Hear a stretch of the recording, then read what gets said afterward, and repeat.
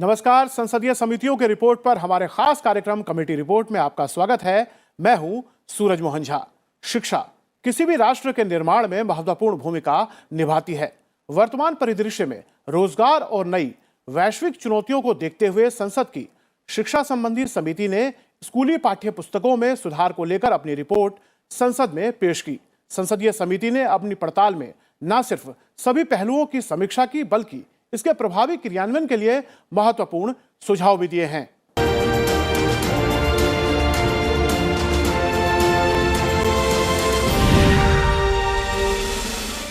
समिति की सिफारिशों पर हम विस्तार से डालेंगे नजर, साथ ही विशेषज्ञों से हर पहलू पर करेंगे चर्चा। स्कूली पाठ्य पुस्तकों में सुधार विषय पर चर्चा के लिए हमारे साथ जुड़ रहे हैं डॉक्टर विनय सहस्त्रबुद्धे। आप राज्यसभा सांसद हैं और अध्यक्ष हैं शिक्षा संबंधी संसदीय स्थायी समिति के। सहस्त्रबुद्धे जी, आपका स्वागत है। हमारे साथ कार्यक्रम में जुड़े हैं मेजर हर्ष कुमार, आप सचिव हैं एनसीईआरटी में। मेजर साहब, आपका भी कार्यक्रम में स्वागत है। और हमारे साथ कार्यक्रम में जुड़े हैं अतुल कोठारी जी, आप राष्ट्रीय सचिव हैं शिक्षा संस्कृति उत्थान न्यास के। अतुल जी, आपका भी कार्यक्रम में स्वागत है। चर्चा की शुरुआत विनय जी मैं आपके साथ करना चाहूंगा। जिस तरह से शिक्षा संबंधी संसदीय स्थायी समिति ने स्कूली पाठ्य पुस्तकों में सुधार को लेकर विषय को अपनी पड़ताल के लिए चुना और अपने महत्वपूर्ण सुझाव आपने संसद में पेश किए हैं इस रिपोर्ट के माध्यम से, तो मैं ये जानना चाहूंगा संसदीय समिति ने इस विषय को क्यों पड़ताल के लिए चुना?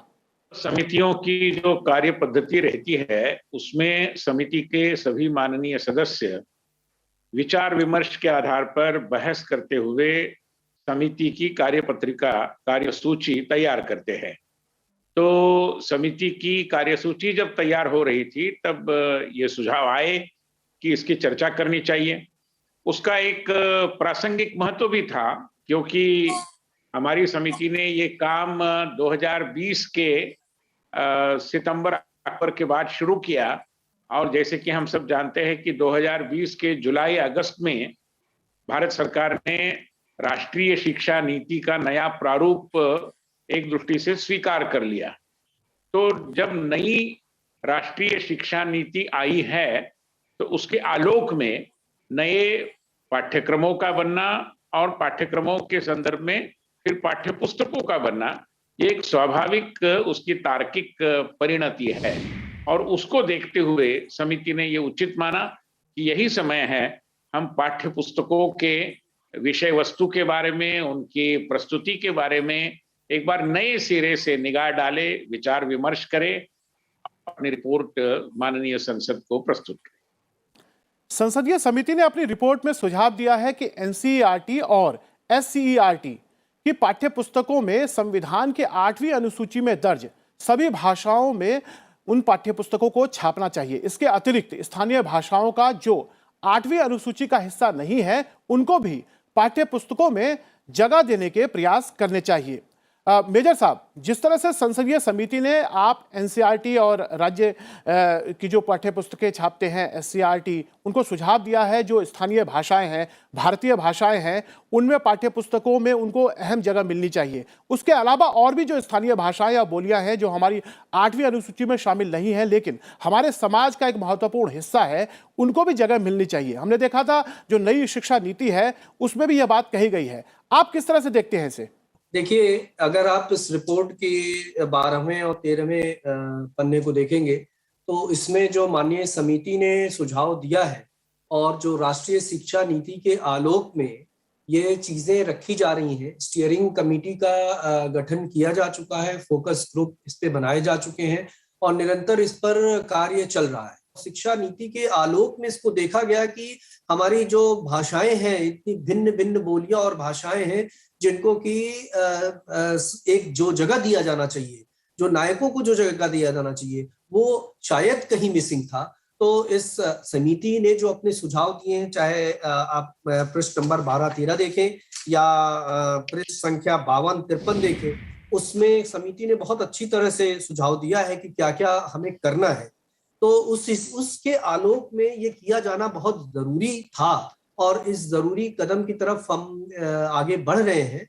अतुल भाई कोठारी जी, जिस तरह से संसदीय समिति ने स्थानीय भाषाओं में, भारतीय भाषाओं में को पाठ्य पुस्तकों में जगह देने की बात की है। साथ में हमारे राष्ट्र नायक जो कहीं ना कहीं जिनका चित्रण सही से नहीं हो रहा था या कई लोग ऐसे छूट चुके थे, उनको भी पाठ्य पुस्तकों में जगह देने की बात कही है। आप किस तरह से संसदीय समिति की रिपोर्ट को देखते हैं? डॉक्टर विनय सहस्त्रबुद्धे जी की अध्यक्षता में जो संसदीय कमेटी बनी और उन्होंने जो रिपोर्ट दिया है, इसके लिए मैं विनय जी को और उस समिति को बहुत बहुत अभिनंदन करता हूं, क्योंकि उस समिति के समक्ष हम भी प्रस्तुत हुए थे और समिति ने बाकायदा बहुत ही अच्छी तरह से जो भी सुझाव है उस सभी का संज्ञान लिया गया है। क्योंकि पुरानी जो पाठ्य पुस्तकें है उसमें अभी भी काफी विकृतियां है, विसंगतियां है।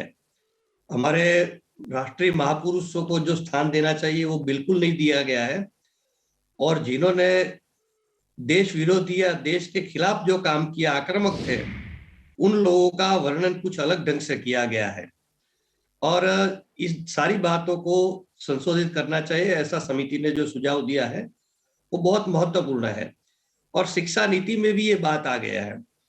दूसरी बात है कि भारतीय भाषाओं को प्राधान्य देने की शिक्षा नीति ने भी बात की है, वही बात समिति ने की है और वही बात हमने भी सुझाव दिया था।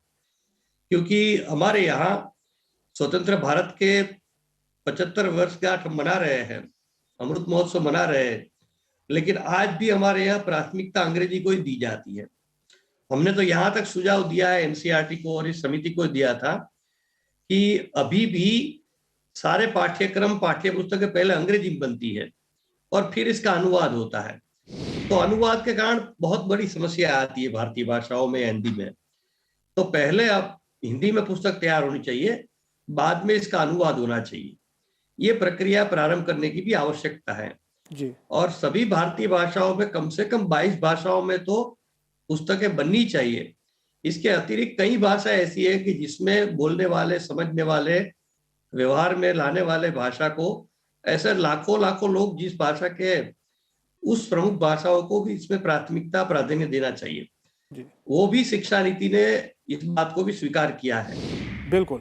संसदीय समिति ने अपनी पड़ताल में पाया है कि स्कूली पाठ्य पुस्तकों में महिलाओं का प्रतिनिधित्व कम है और उन्हें परंपरागत भूमिकाओं में ही दर्शाया जाता है। इसलिए संसदीय समिति ने सुझाव दिया है कि पाठ्य पुस्तकों को जेंडर इंक्लूसिव बनाना चाहिए और उभरते हुए वर्तमान परिदृश्य में महिलाओं को चित्रित करना चाहिए। साथ ही स्वतंत्रता आंदोलन में महिलाओं की भूमिका को पर्याप्त रूप से दर्शाना चाहिए। विनय जी, हमारे देश में महिलाओं से जुड़े जितने सारे प्रश्न है, सवाल है, उनके ऊपर अन्याय की जो बात आती है, ये सारा विषय केवल महिलाओं का नहीं है, ये पूरे समाज का है।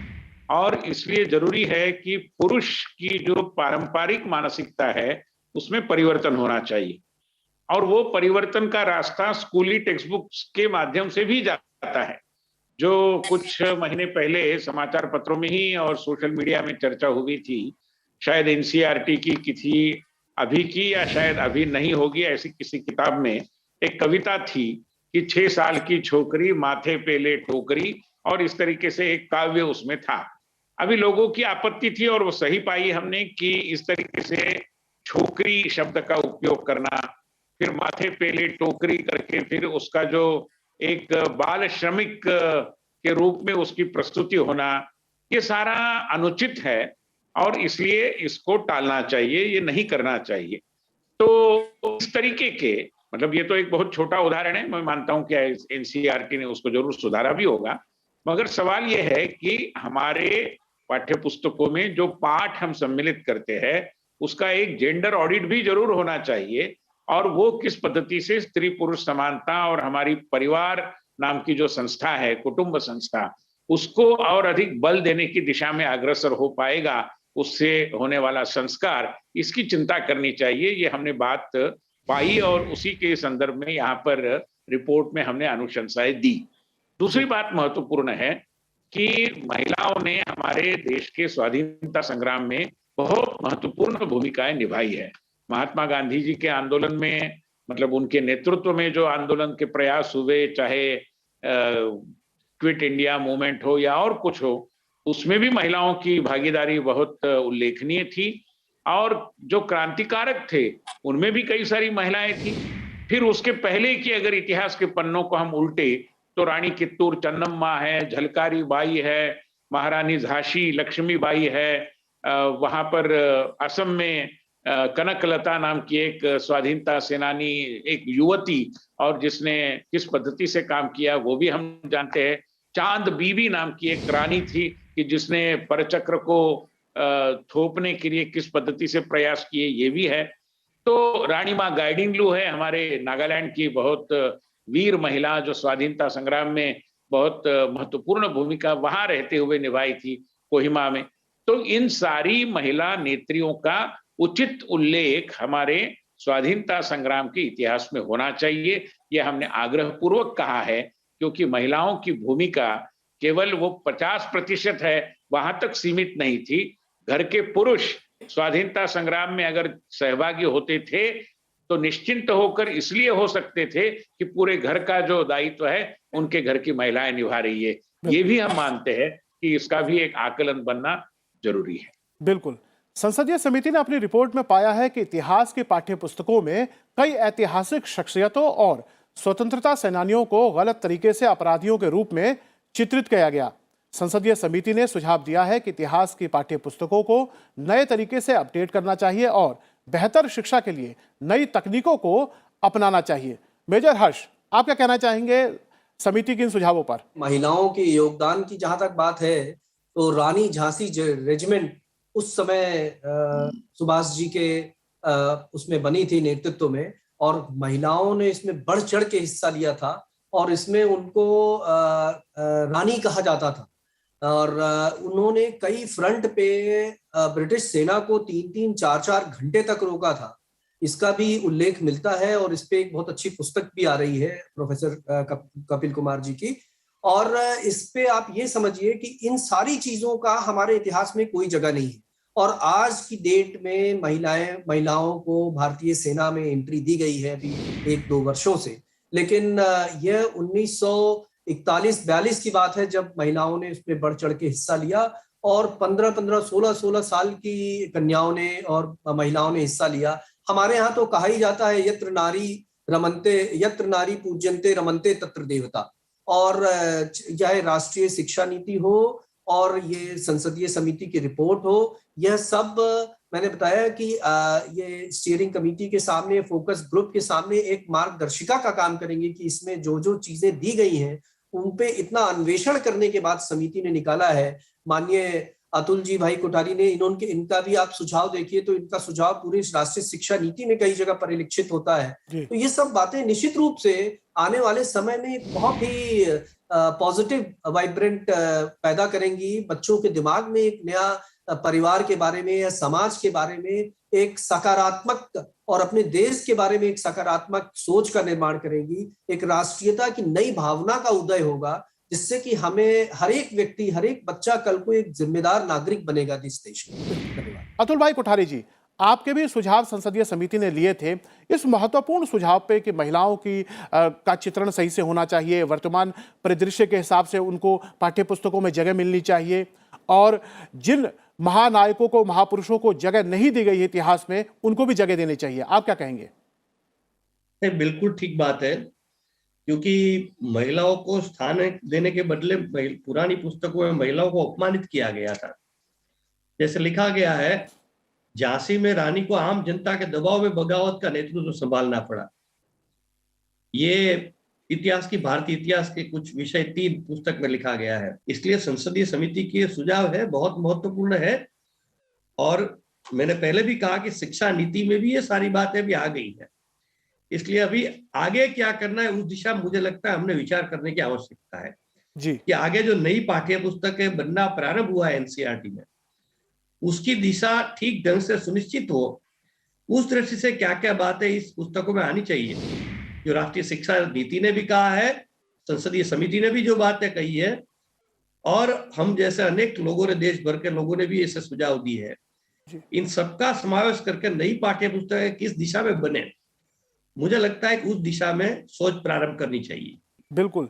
संसदीय समिति ने जो अपनी रिपोर्ट दी है वो भी कहीं ना कहीं भविष्य के निर्धारण को देखते हुए ही की थी कि अब पाठ्य पुस्तकों में वो बदलाव किए जाएं ताकि जो भविष्य का निर्माण है वो अच्छी तरह से हो सके। संसदीय समिति ने अपनी पड़ताल में पाया कि पर्यावरण संवेदनशीलता, मानवीय मूल्य और नशीले पदार्थों के साथ इंटरनेट की लत के दुष्प्रभावों को पाठ्य पुस्तकों में शामिल करना चाहिए। संसदीय समिति ने स्कूली बच्चों के बस्ते के बोझ को कम करने को लेकर भी अहम सुझाव मंत्रालय को दिए हैं। विनय जी, जिस तरह से आप लोगों ने पर्यावरण की संवेदनशीलता, नशीले पदार्थ जो मादक पदार्थ है उनके दुष्प्रभाव और जो इंटरनेट है उसका अगर सकारात्मक पक्ष है तो उसके कुछ नकारात्मक पक्ष हैं, आपने अपनी सिफारिशों में उसको भी जगह दी है कि कहीं ना कहीं पाठ्य पुस्तकों में इनको भी जगह मिलनी चाहिए। क्या कहना चाहेंगे विस्तार से इस विषय पर?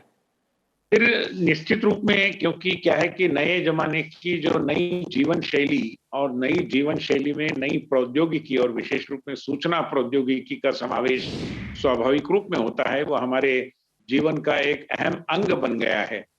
मगर इसका मतलब ये नहीं है कि एक नशे जैसा उसका अमल हमारे मन और मस्तिष्क पर होने का जो डर है उसकी अनदेखी की जाए।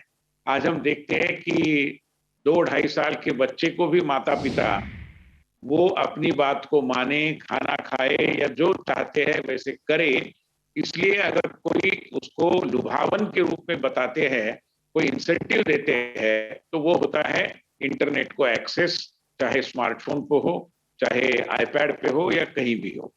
तो मैं मानता हूं कि ये बहुत गलत पद्धति से हम अर्ली चाइल्डहुड केयर जैसे महत्वपूर्ण विषय की ओर देख रहे हैं, और इसलिए इसको अगर समाप्त करना है तो अभिभावकों का भी प्रशिक्षण होने की जरूरत है और इसको भी एक नशा मानना आवश्यक है। आज कल के समाचार पत्र में है कि किसी ने ये फेसबुक के कंपनी पर दावा किया है क्योंकि उसकी 14 साल की बिटिया इस नशे का शिकार बनकर उसने आत्महत्या कर ली। तो मैं मानता हूं कि ये जो स्थिति है वो बहुत भयंकर है और इसलिए अभिभावकों, शिक्षकों, स्कूलों के संचालकों, सभी को चाहिए कि इसके बारे में हम बहुत गंभीरता से सोचें। अगर व्यक्तिगत मत बताना है तो मेरा अपना व्यक्तिगत मत है कि जैसे ड्राइविंग का लाइसेंस होता है वैसे स्मार्टफोन के उपयोग का भी कोई एक लाइसेंस होने की आवश्यकता पर गंभीरता से सोचा जाना चाहिए। उसको उम्र के साथ जोड़ा जाना चाहिए। विवेकशील तरीके से जो इसको हैंडल कर पाएगा उसी को उसका उपयोग करने देना चाहिए। और दूसरी महत्वपूर्ण बात है कि पाठ्य पुस्तकों के केवल कंटेंट की बात हमने नहीं की है, उसके प्रस्तुतिकरण की भी चर्चा की है।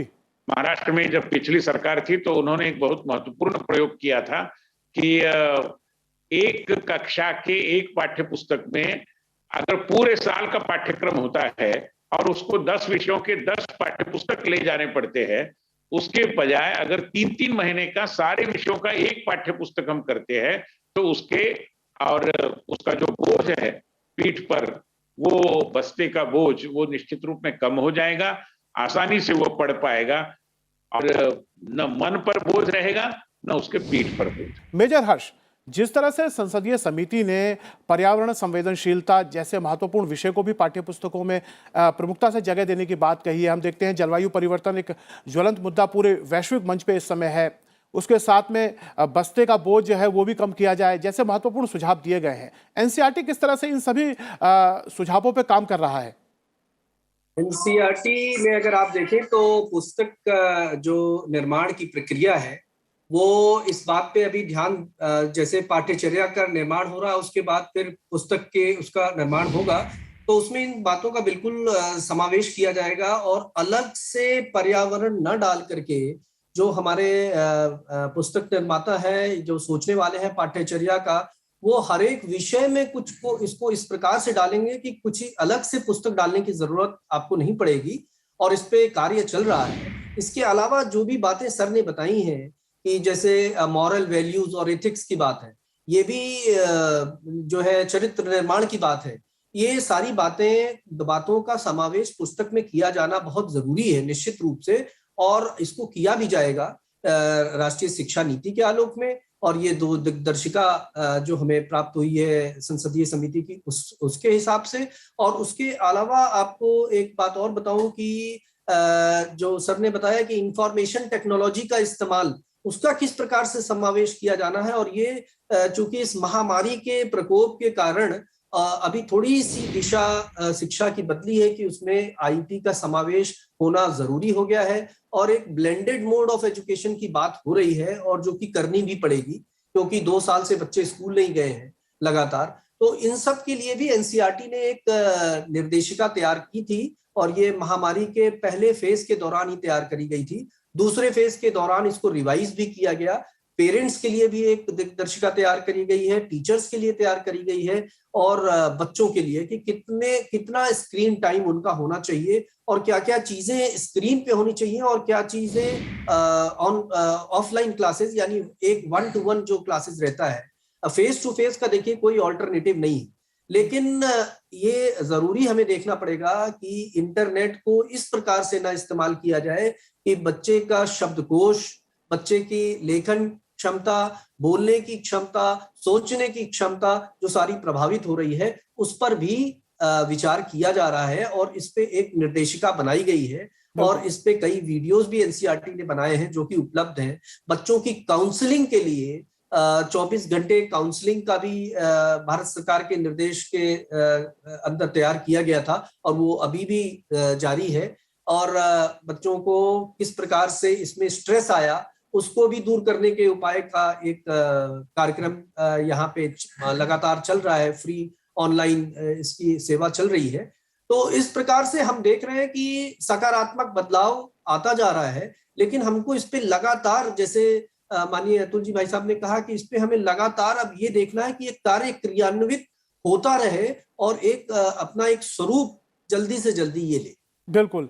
संसदीय समिति ने अहम सुझाव दिए हैं और उस पे एनसीईआरटी ने काम करना शुरू कर दिया है। जो तंत्र हैं वो काम कर रहे हैं, एक अच्छी बात है। अतुल जी, कार्यक्रम के अंतिम पड़ाव पे हैं, मैं आपसे जानना चाहूँगा, जिस तरह से हमने ये पूरी चर्चा की कि पाठ्य पुस्तकों और जो पूरा मॉडल है, ना केवल पाठ्य पुस्तकों में बदलाव की बात संसदीय समिति ने कही है, बल्कि जैसे हमने देखा है बस्ते का बोझ कम हो, रोचक हो, जैसे कुछ अहम सिफारिशें हैं कि जो भारत भ्रमण है वो बच्चों को कराया जाए ताकि वो देश को समझें, अलग अलग संस्कृतियों को समझें, ताकि देश जो है भारत वो अपने आप एक मजबूत बनकर उभरे। तो किस तरह से इन सिफारिशों को आप देख रहे हैं और आगे के सफर को आप देखते हैं? नहीं, ये सिफारिशें, सुझाव तो अत्यंत महत्वपूर्ण है। इनको क्रियान्वित करने के लिए एक समग्रता की नीति बनाकर एनसीईआरटी और सभी राज्य सरकारों के स्तर पर इस पर काम करने की आवश्यकता है, क्योंकि इस शिक्षा नीति जो आई है, राष्ट्रीय शिक्षा नीति 2020, इसमें जो हमारी शिक्षा की वर्तमान की कमियां हैं उसको ठीक करने की बातें कही गई है। जैसे ये पर्यावरण विषय है या नैतिक मूल्यों का विषय है, ये कैसे उसको सिखाना है, इसकी एक तरीका ढूंढना पड़ेगा। हमने बहुत सारे प्रयोग किए हैं उसके, कि सिर्फ पाठ्य पुस्तकों में आने से वो बात नहीं हो जाती है। पर्यावरण विषय जब से 2003 में जो सुप्रीम कोर्ट का जजमेंट है, एमसी मेहता वर्सेस भारत सरकार, तब से अनिवार्य रूप से पर्यावरण पढ़ाया जाता है देश भर में। परंतु आज स्थिति क्या है, पर्यावरण इस ढंग से हमने पढ़ाया कि पर्यावरण विषय में जिन्होंने रिसर्च कर लिया, पीएचडी कर लिया, उसको आप प्लास्टिक के कप में गर्मा गर्म चाय पीते हुए देख सकते हैं। तो पर्यावरण में रिसर्च तो कर लिया, डिग्री तो ले ली, पर लेकिन पर्यावरण व्यवहारिक जीवन में नहीं आया उसके। तो ये व्यवहारिक जीवन में छात्रों की बातें आए, उस प्रकार की रचना करनी पड़ेगी।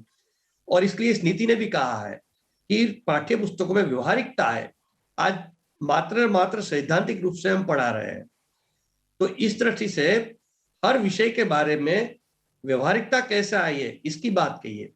बिल्कुल। दूसरी बात यह भी है कि जो संसदीय समिति ने कही है कि जो जी गलत बात है पाठ्य पुस्तकों में, विकृतियां, विसंगतियां है, गलत बातें हैं, उसको अति शीघ्रता से ठीक किया जाए और भारत का सही इतिहास वास्तविक रूप में पढ़ाया जाए। बिल्कुल। और इतिहास में भी सिर्फ राजनीतिक इतिहास ना हो, हमारा सांस्कृतिक इतिहास है, हमारा आर्थिक इतिहास है, हमारा शैक्षिक इतिहास है, हमारा धार्मिक इतिहास है।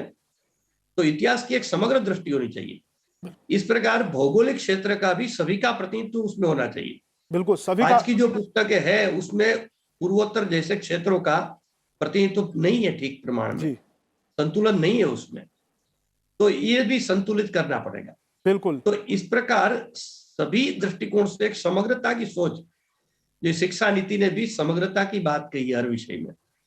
जैसे आज हमारी पाठ्य पुस्तकों में कई भारतीय ज्ञान परंपरा का समावेश नहीं दिखाई देता है, तो सब स्तर पर भारतीय ज्ञान परंपरा का समावेश कैसे किया जा सकेगा, इस पर भी हमने विचार करना पड़ेगा। क्योंकि आज पूरी दुनिया भारतीय ज्ञान परंपरा से लालायित है। लोग चाहते हैं जर्मनी में संस्कृत विश्वविद्यालय में संस्कृत का विभाग खुला तो जितनी सीटें थी उससे कई गुना ज्यादा एप्लीकेशन आ गए और हमारे देश में संस्कृत के डिपार्टमेंट बंद हो रहे हैं। तो ये जो भारतीय ज्ञान परंपरा को पूरी दुनिया चाह रही है, जिसको हमने नकार दिया था आज तक, हमारे सिस्टम से बाहर रखा था, उसको लाने की आवश्यकता है। बिल्कुल। और शिक्षा का जो आधारभूत लक्ष्य है, जो स्वामी विवेकानंद सहित अनेक महापुरुषों ने कहा है, man making and character building, Swami ji ने कहा था, जिसका भली भांति समावेश राष्ट्रीय शिक्षा नीति में किया गया है कि बच्चों का चरित्र निर्माण और व्यक्तित्व का समग्र विकास ये होना चाहिए। विनय जी, आपसे एक आखिरी टिप्पणी जानना चाहूंगा दर्शकों के नजरिए से कि जब कोई संसदीय समिति एक रिपोर्ट देती है और जैसे ये एक महत्वपूर्ण विषय है जो पाठ्य पुस्तकों में किस तरह से सुधार किया जाए और बच्चों की जो पढ़ने की प्रणाली है उसको लेकर भी काफी अहम सुझाव है, इसके बाद सरकार इस रिपोर्ट को लेने के बाद जो एक्शन टेकन रिपोर्ट देती है, क्या आप लोग उस पर भी नजर रखते हैं? जरूर हम नजर रखते हैं। संसदीय समितियों की जो स्थापित पद्धति है उसके अनुसार हमारे इस रिपोर्ट पर संबंधित मंत्रालय के विभाग अपना अपना एक्शन टेकन रिपोर्ट के बारे में जो भी प्रतिवेदन है वो हमें दे देते हैं। लगभग सारे विषयों पर उनका कुछ न कुछ एक्शन होता है। अगर कुछ अन्य विषयों के कारण एक्शन होना संभव नहीं है तो उसके बारे में भी वो बताते हैं। जरूरी हुआ तो हम उनको समिति के सम्मुख फिर एक बार तलब करते हैं, जानकारी लेते हैं और फिर ये सारी प्रक्रिया पूर्णत्व की ओर बढ़ती है। बिल्कुल। विनय जी आपका, अतुल कोठारी जी आपका और मेजर हर्ष, आप तीनों का इस कार्यक्रम में जुड़ने के लिए बहुत बहुत धन्यवाद। शिक्षा संबंधी संसदीय समिति की रिपोर्ट से ये बात तो साफ हो जाती है कि स्कूली पाठ्यपुस्तकों से बच्चों के चरित्र निर्माण में अहम भूमिका होती है और वर्तमान परिदृश्य में इसमें सुधार की काफी गुंजाइश है। नई राष्ट्रीय शिक्षा नीति को लागू कर भारत सरकार इस ओर महत्वपूर्ण कदम भी उठा रही है। तो कैसा लगा हमारा ये कार्यक्रम? आप अपना फीडबैक हमें संसद टीवी के सोशल मीडिया अकाउंट पर दे सकते हैं। मुझे दीजिए इजाजत और आप देखते रहिए संसद टीवी। नमस्कार।